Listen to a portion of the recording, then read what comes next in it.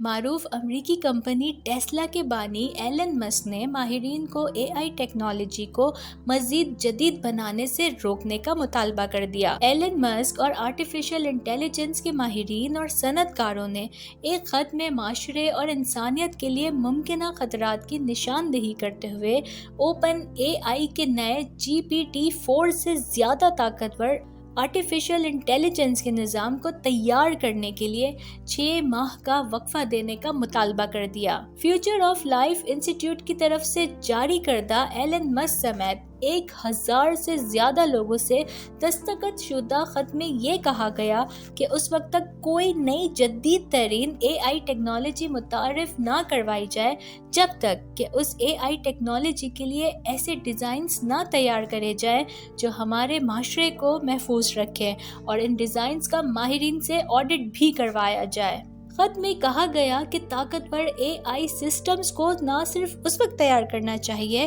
جب ہمیں یہ یقین ہو کہ ان کے اثرات مثبت ہوں گے اور ان کی وجہ سے درپیش خطرات پر قابو بھی پا لیا جائے گا۔ خط میں معاشی اور سیاسی رکاوٹوں کی صورت میں انسانی مسابقتی اے آئی سسٹمز کے ذریعے معاشرے اور تہذیب کو لاحق ممکنہ خطرات کی تفصیل دیتے ہوئے اسے بنانے اور کنٹرول کرنے والی اتھارٹیز کے ساتھ مل کر کام کرنے کا مطالبہ بھی کیا گیا ہے۔